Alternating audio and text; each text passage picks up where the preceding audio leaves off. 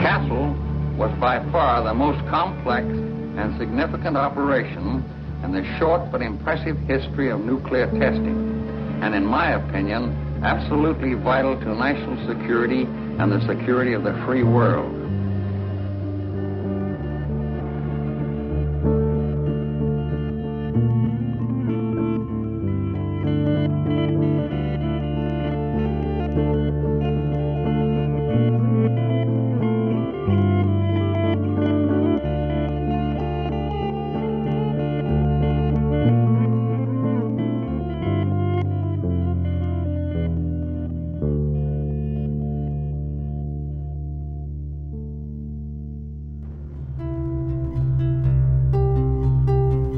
At the end of June in 2005, I said goodbye to friends and family in North Carolina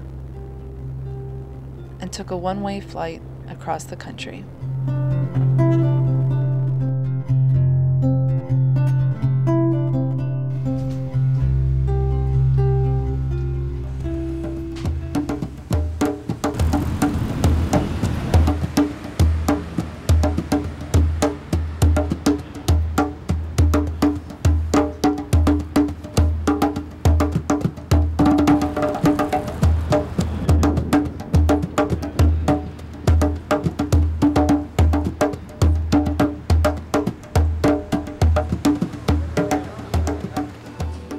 After a couple weeks sharing a tiny room in a Berkeley co-op, I got a gig working on a documentary film, which introduced me to some of the coolest people I've met in San Francisco, in addition to 3 very special guys, Japanese Buddhist monks, whom I called Keigaku,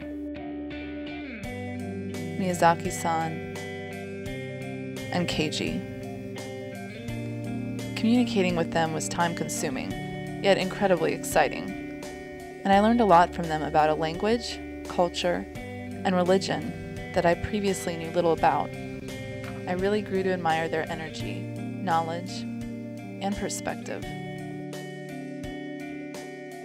It was a particular conversation with Keiji about America's first hydrogen bomb test in the Pacific in 1954 that led me to start making plans to shoot my first film. I quickly became interested in learning about the displaced indigenous people in the Bikini Atoll and the contaminated people on the Daigo Fukuyu Maru, a Japanese ship fishing 160 kilometers off the atoll at the time of the Bravo explosion. I was already frustrated from my own experience scrolling through the abundance of no-budget production crew postings on San Francisco's Craigslist, so I decided not to post one of my own. A year earlier, I took her skydiving for her 50th birthday, so I guess it shouldn't have been a surprise that my mom was up for the adventure. Thus, we were a 2-woman crew, having about 20 pounds on most of the men we saw, and a combined Japanese vocabulary of 5 words.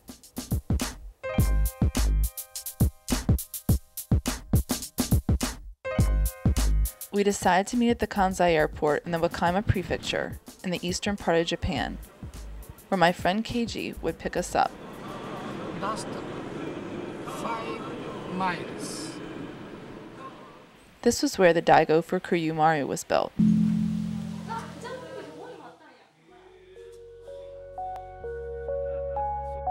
The Bikini Atoll, or Bikini Kansho in Japanese, consists of 36 islands, including Bikini Island, the largest and northeasternmost island. It was discovered by the Spanish in the 1600s and administered by the Japanese from the early 1900s until a battle there near the end of World War II, when the United States took control over all of the Marshall Islands. Commodore Ben H. Wyatt asked the roughly 200 Micronesian people on Bikini Island to leave their homes so that the U.S. could start conducting nuclear bomb tests there in 1946. They were relocated multiple times for, as Wyatt said, the good of mankind and to end all world wars. Although 2-piece bathing suits had been around for some time, It was days after the first peacetime nuclear bomb exploded in the Bikini Atoll that Louis Réard, a French engineer, brought another sensation to a poolside show at the Piscine Molitor in Paris.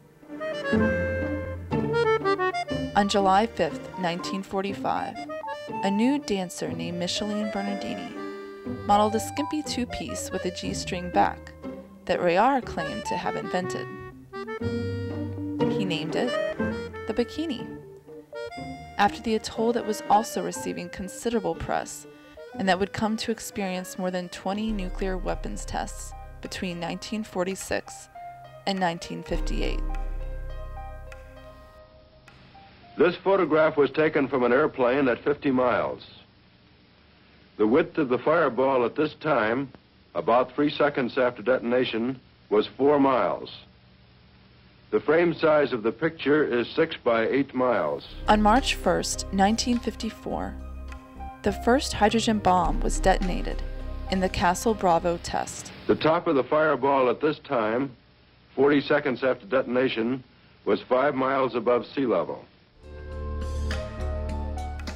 The bomb wasn't expected to be as powerful as it was, and the weather predictions were inaccurate, so the danger zone wasn't correctly marked.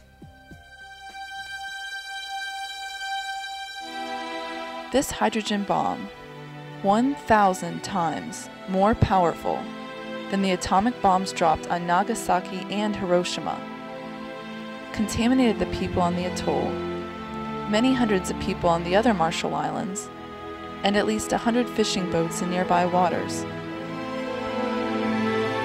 Several islands had to be completely evacuated. The Daigo Fukuyomaru, or Lucky Dragon No. 5, was a Japanese ship fishing for tuna 160 kilometers from the Bikini Atoll at the time of the blast. The boat returned to the Yaizu harbor 2 weeks later, and the 23 passengers were diagnosed with massive amounts of radiation exposure and checked into the Tokyo University Hospital.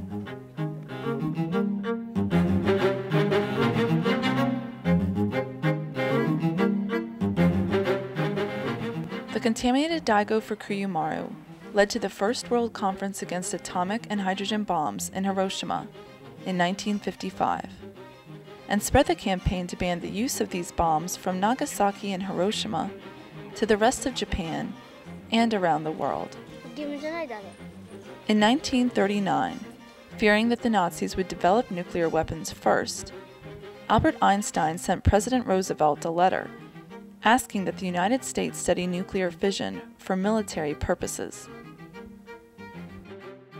However, after the incident in the Bikini Atoll, Einstein and British philosopher Lord Bertrand Russell issued the Russell-Einstein Manifesto, warning about the danger of the escalating arms race and contamination from nuclear tests on a global scale.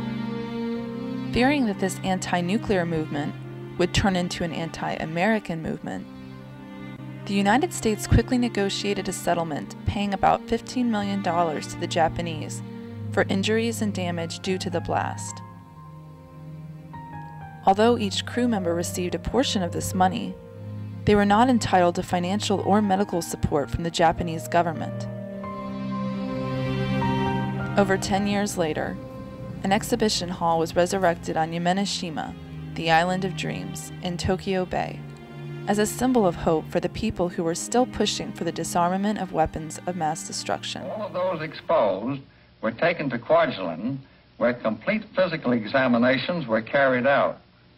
Every effort was made to assure their comfort and well-being.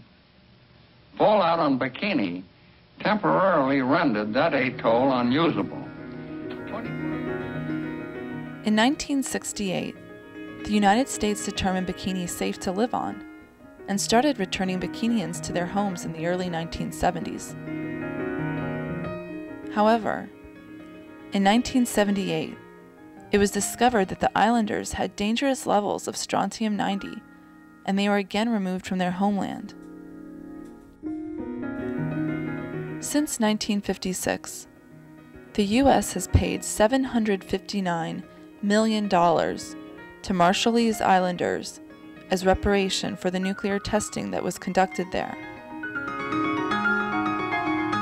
Very few of the American military and civilians who received high amounts of radiation during the Castle Bravo test have been compensated. Atolls consist of coral algal reefs, usually surrounding lagoons. And the Bikini Atoll's lagoon and its sunken warships from bomb tests is now one of the highest rated scuba diving destinations worldwide. Americans see references to the Bikini Atoll and the nuclear bomb testings there through cartoons like Nickelodeon's SpongeBob SquarePants.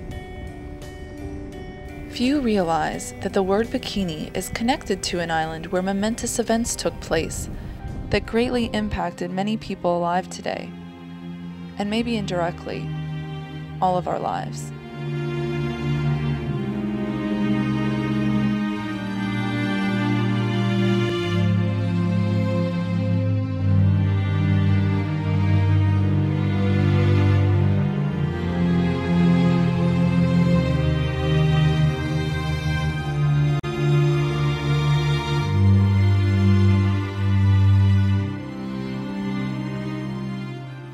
Since the bombings in Nagasaki and Hiroshima, over 2,000 nuclear weapons have been detonated for demonstration and testing purposes.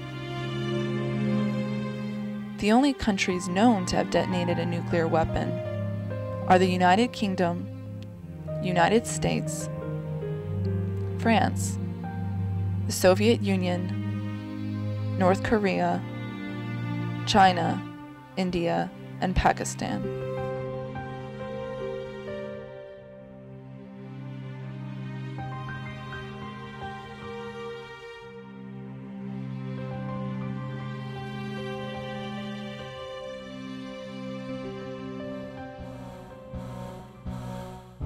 Most of America's nuclear bomb testing has taken place at the Nevada test site, a mere 65 miles northwest of Las Vegas.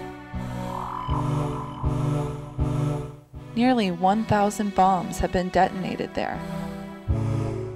Operation Divine Strike, a weapons test originally scheduled for 2006 at the site, was rescheduled for this year. Congress was hesitant to fund this operation, regardless of President Bush's support for the test. After much opposition to Divine Strike, it was announced this past February that the test was permanently canceled.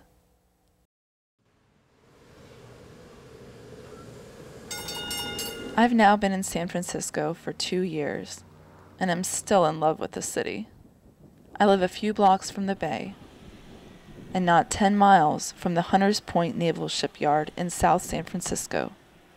14 ships used in the nuclear testing at the Bikini Atoll were brought to this shipyard for decontamination.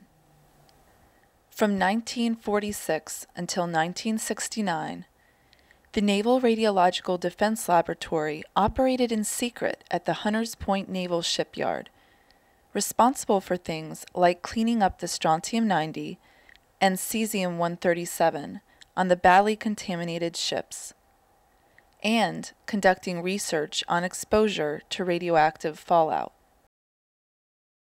A proposal published in a March issue of the San Francisco Chronicle this year showed the city's plans for building housing, artist studios, and a new 49ers football stadium on the land that was formerly the naval shipyard. Land that Lennar Corporation has agreed to clean up before building on. In Hunters Point, the incidences of both breast and cervical cancer are twice as high as in the rest of San Francisco. And remarkably, San Francisco has a higher rate of breast cancer than any metropolitan city in the world.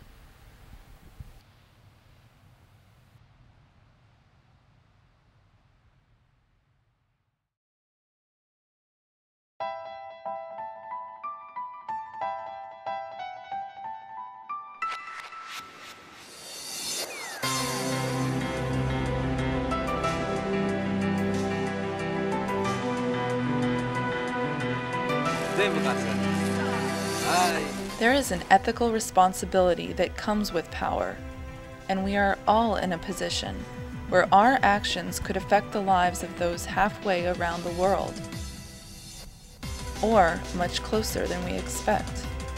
Every day we make choices that affect the environment in which we all live, causing effects that don't necessarily adhere to the borders we've created.